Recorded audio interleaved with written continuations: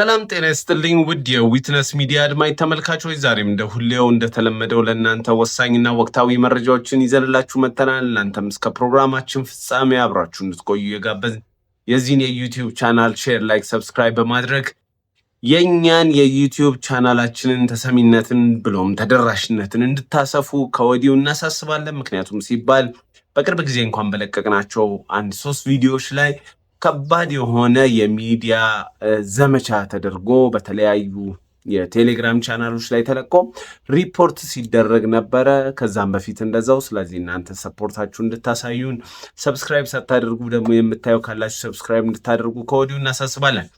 እንግዲህ ዛሬ ለእናንተ ይዘንላችሁ የመጣነው ሀሳብ የሚያጠነጥነው ወቅታዊም ነው ወቅታዊም አይደለም።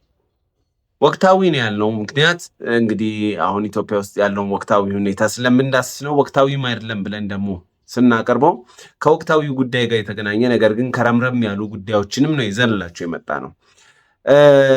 ሰሞነኛ ወሬ የነበረው በተለያዩ ሚዲያዎች ላይ ሲናፈስ የነበረው ፋኖ ጀነራል ገደለ የሚል አንድ ወሬ ነበረ። ኦኬ፣ ወታደር ሊዋጋ ነው የሚወጣው። ሊዋጋ ወጥቶ ሊሞት ይችላል።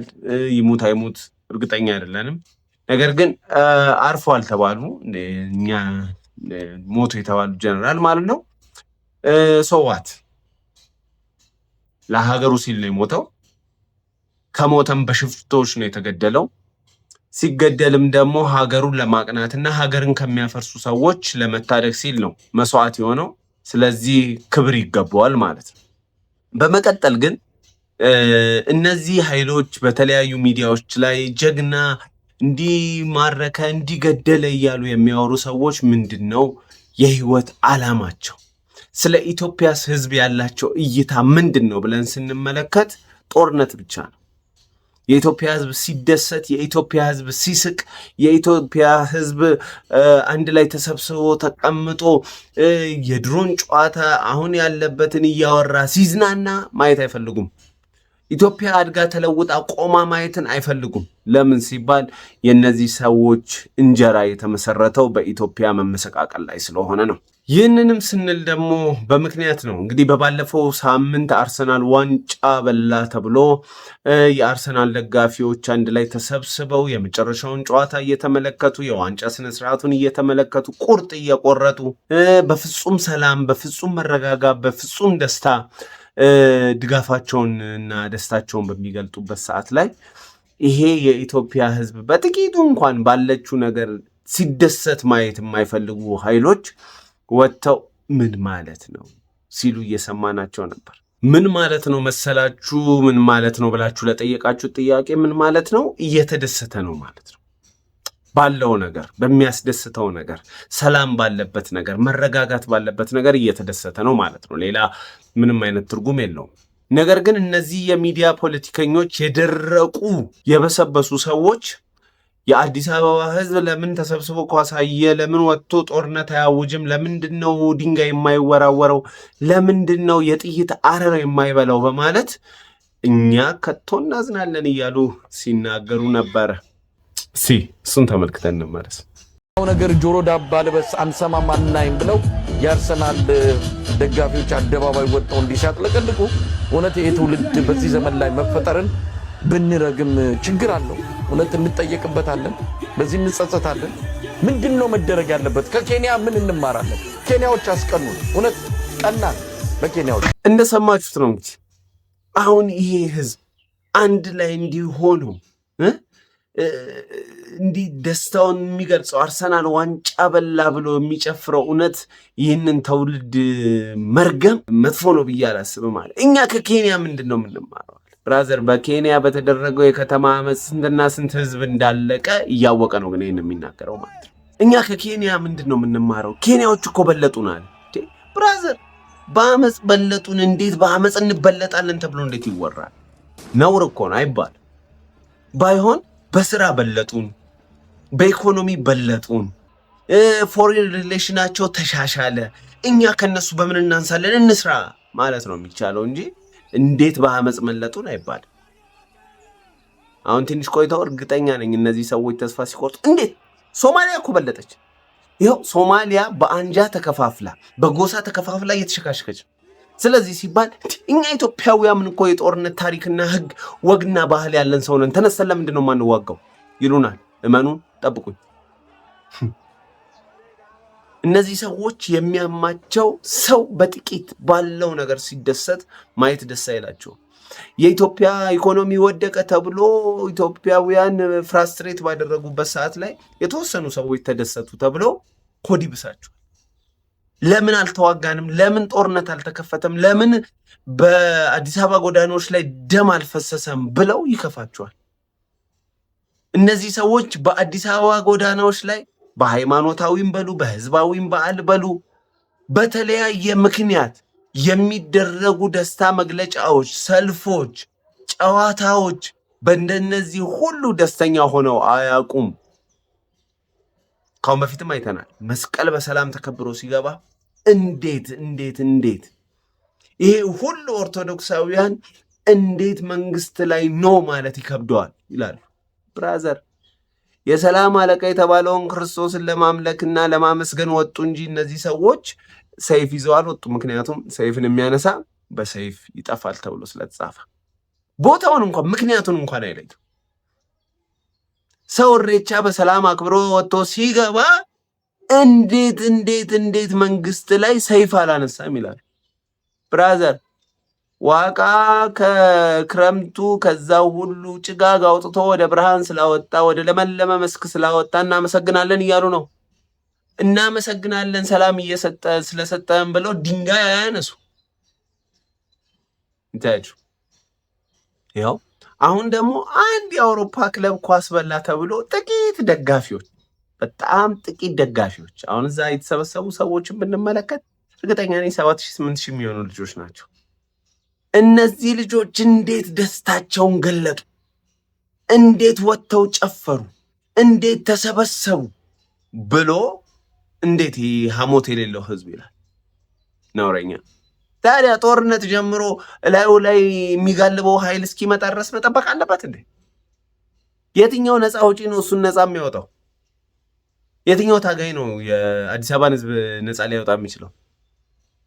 ከዛ እኮ ማን ነው የሚጠሩት ሲባል እንዴ እንደ ፋኖ ከፋኖ ጎን ነው። ብራዘር ፋኖ እኮ ህዝቡን እየጋለበ ነው።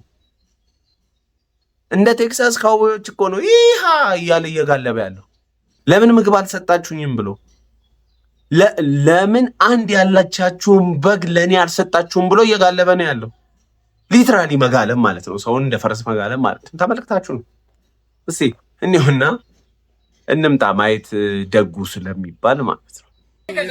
ያማራ ባንዳኔ ፋኑ እየጋለበኝ ነው። ያማራ ባንዳኔ ፋኑ እየጋለበኝ ነው። ባንዳኔ ፋኑ እየጋለበኝ ነው። ተማርኪያለሁ። ፋኑ እየጋለበኝ ነው። በቃ የፋኑ አህያ ነው መሆን በኋላ በል የፋኑ አህያ ነው በል እንዳያችሁት ነው። እንዳያችሁት እንደተማችሁት ይሄ ልጅ ወጣት ልጅ ነው፣ ገበሬ ነው፣ ያለውን ነገር እየሰራ እየቆፈረ የሚኖር ልጅ ነው።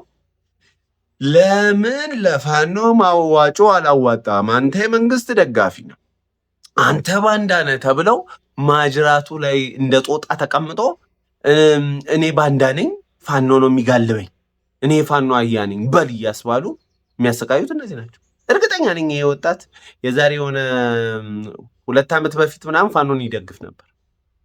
እውነት አሁን ራሱ አልደገፈም ቢባል ለምንድን ነው ያልደገፈው ሲባል ያው ህዝቡን የሚያደርጉትን እያዩ በጎጃም መምህራን ሲረሸኑ፣ ተማሪዎች ሲረሸኑ፣ በጎጃም ሰው ያለውን እየተነጠቀ ሴት ልጆቻቸው ድንግሎቹ እየተመረጡ ድንግልናቸው ሲወሰድ እያየ እንዴት ነው የሚደግፈው? በሰሜን ሸዋ ስንቱ ምስኪን ነው እርስ በርስ እየተላለቀ ያለ የአባቴ ልጅ የአያቴ ምናምን በጥይት ገላሃል ብሎ ከአንዱ ቤተሰብ 30 እና 40 ቤተሰቡን እየገደለ ያለ። ይህንን ባይቀበል ባንዳ ሊባል አይችልም፣ ባንዳ ሊባል አይገባም። ሲቀጥል ግን ይሄኛው ምንድን ነው ሲባል ያለችውን በጋንጣ ተባለ፣ በግን ያልሰጥም አለ። ያለችው ስለሆነች ማለት ነው። ካለችው ንብረት ላይ የሆነ መዋጮ አምጣ ተባለ፣ እምቢ አለ። ከዛ በኋላ አንተ ባንዳነ እንዲህ ነው ምንጋልብ እያሉት ነው። ታዲያ አዲስ አበባ ወጣት ይሄንን ነገር ህይወቱ ላይ እንዲመጣ ፈልጎ ነው የሚያምፀው በሀገር ሰላም ባይዙ ምን አይነት አይምሯቸው የቀነጨረ የደቀቀ የደከመ የጠፋ የተባ እንደሆነ የምንመለከተው ሰላም ሲሆን ደስ አለ ማለታቸው። እስቲ ይታያችሁ መሳይም በሉት ይሄኛው ማለት ነው ሌሎቹንም በሏቸው በኢትዮጵያ ውስጥ ግርግር ከሌለ ግጭት ከሌለ የፖለቲካ ሽኩቻ ከሌለ እነዚህ ሰዎች ምን በልተው ነው የሚያልፉት? ምንም። ምክንያቱም ሲባል ዩቲዩብ ይቀዘቅዛል፣ የመዝናኛ ሚዲያ መስራት አይችሉም። እነሱ የሚያውቁት ጦርነት፣ ችግር፣ ውጊያ፣ ግድያ ምናምን ነው። ስለዚህ ሲባል የግድ ያቺ የኢኮኖሚ ዋልታቸው እንዳትዳከምባቸው በተቻሉት መጠን የኢትዮጵያ ሕዝብ ወደ ትርምስ እንዲገባ ይሰራሉ። ወደ ትርምስ ከገባ በኋላ ደግሞ የዘላለም ትርምስ ህይወቱ ላይ እንዲመጣ ደግሞ ፋኖን ደግፉ ይላሉ። ብራዘር ፋኖ በአማራና በኦሮሚያ ክልል ውስጥ እየሰራ ያለውን ነገር እየተመለከትን ነው። መጀመሪያም ላይ እንዳነሳ ነው ስለ ጀነራሉን ስናነሳ የአማራው ለይቶለታል። የኦሮሚያው በምስራቅ ወለጋ ውስጥ ያለውን ስንመለከት ለነቀምት 70 እና 80 ኪሎ ሜትር ርቀት ድረስ መጥተው አስቡት እንግዲህ ትልቋ ከተማ የወለጋ ከተማ ነቀምት ናት።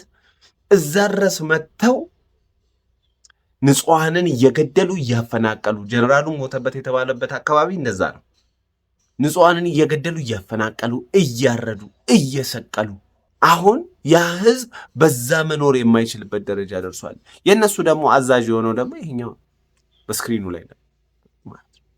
የቢዛሙ እዝ ምናምን ኃላፊ እሱ ጎጃም ውስጥ ሆኖ በወለጋ በምስራቅ ወለጋ ያለውን ኦፕሬሽን የሚመራ ነው። ስንቶች ታርደው ተቀልተው እንዲሞቱ ያደረገ ነው። ባይዜ የነዚህ ሰዎች ዓላማ የዛሬ ስንት ዓመት ኦልሞስት 7 ዓመት ገደማ ላይ ያደረጉትን ፕላን የሚዘረዝር የስልክ ምልልስ በቀጣዩ ቪዲዮ ለቅላችኋለሁ።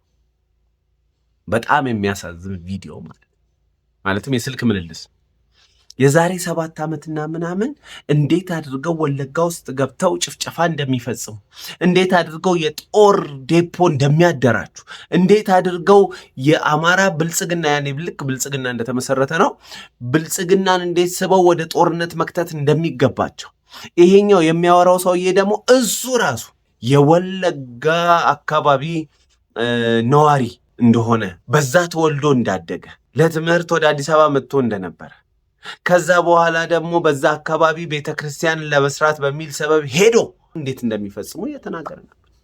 እሱም በቀጣዩ ቪዲዮ ለቅላችኋል። ይሄ ሁሉ ግን ምንድን ነው? እውነት መንግስት ላይ ፕሮቴስት ማድረግ ነው ወይስ ሌላ የኔ ጠላት ብለው የምታስበውን ህዝብ የመጨፍጨፍ ፕላን ነው ያስከው? እነዚህ ሰዎች መንግስት የመገልበጥ ዓላማ የላቸው። ምን አስጨነቃቸው? መገልበጥም አይችሉም እንጂ። ስለዚህ ሲባል መንግስትን መጣል አንችልም፣ ሀገረ መንግስቱን መቆጣጠር አንችልም። ነገር ግን ሀገረ መንግስቱን መቆጣጠር ባንችልም ህዝቡን ጨፍጭፈን የራስ የምንለውን ንብረታችንን መውረስና መዋረስ መዝረፍና መዛረፍ እንችላለን ብለው የሚሄዱት ያንን ዘረፋቸውንና ያንን ወረራቸውን ለመፈጸም ደግሞ አንድና አንድ አማራጭ እርሱም ደግሞ ምንድነው ብለዋል? በዛ አካባቢ የሚኖረውን የኦሮሞን ማህበረሰብ በማረድ በማቃጠል በማፈናቀል ከብቱን በመዝረፍ ባዶ ማስቀረት። ይታያችሁ እንግዲህ እስከ ስሬ ድረስ እየመጡ መሃል ወለጋ ውስጥ ስሬ ድረስ መጥተው ዘረፋ ይፈጽማሉ። ሁሌ ይሄ ወቅት ላይ ያለው በቃ በሬ ከብት ምን ዘርፍ ይሄዳሉ። እረኞችን ገለው ምናምን ማለት ነው። ከተማ አፈናቅለው ማለት የእነዚህ ሰዎች ስራ ምንድን ነው ብለን ስንመለከት አንድና አንድ ነው። ሀገርን ማተራመስ፣ ለራሳቸው የሚመቻቸውን ነገር መያዝ፣ የቀጠረውን ነገር ደግሞ ዘረፋ መፈጸም ነው። እነዚህ ደግሞ የነሱ በቀቀን አፈቀላጤ ሆነው በሚዲያ ላይ ተቀምጠው የሚጮሁት እነ ማን ናቸው? እነ መሳይም እነ ምናምንም በሏቸው። እነሱ ደግሞ የነዚህን ማላዘን የነዚህን ማዛጋት እዛ ጋር የተነፍሱታል። ይሄ ነው እንግዲህ አሁን ኢትዮጵያ ላይ እያየን ያለ ነው ማለት። መንግስት አፋጣኝ የሆነ እርምጃ መውሰድ አለበት። ማለትም የማያዳግም እርምጃ። መንግስት ያንን በኦሮሚያ በምስራቅ ወለጋ በኩል ያለውን ኃይሉን ሳይሆን ምስኪኑን የአማራን ማህበረሰብ እንዴት እንደሚጠብቅ እናውቃለን። ምክንያቱም ማይኖሪቲ ናቸው ብሎ ስለሚያስብ፣ ነገር ግን ማይኖሪቲ አይደለም። በዛ የገባው የጽንፈኛው ኃይል አካባቢውን ለውጦታል። ስለዚህ ሲባል የምስኪኑ አማራን ህዝብ ሳይነካ እንደተከበረና እንደተወደደ የጽንፈኛውን ኃይል ግን ማስወገድ መቻል አለበት። አለበለዚያ ሲባል ዕለት ዕለት የሰው ሞት እየሰማን፣ ዕለት ዕለት የሰው መታረድ እየሰማን፣ ዕለት ዕለት ህፃናት በእሳት ተቃጥለው እያየን እንኖራለን። ይሄ ነው እንግዲህ ያለው እውነት። እናንተም ይህንን ሚዲያ የምትከታተሉ ሰዎች እስካሁን ድረስ ስለሰማችሁን እናመሰግናለን። ይልቁንም በዚህ ሰዓት ላይ ለሀገራችን የሚያስፈልገው ሰላም ነው። ለሀገራችን የሚያስፈልገው ደግሞ እድገት ነው። ስለዚህ ሲባል ለእድገቱ እንኳን ምንም ኮንትሪቢዩት እንኳን ማድረግ ባንችል፣ ለሰላሙ ግን ራሳችንን ሰላም በማድረግ ኮንትሪቢዩት ማድረግ እንችላለን እያል እስካሁን ድረስ አብራችሁን ስለቆያችሁ እያመሰገን በቀጣዩ ቪዲዮ በወለጋው ቪዲዮ ተመልሰን እስክንገናኝ ቸርን ሰንብት።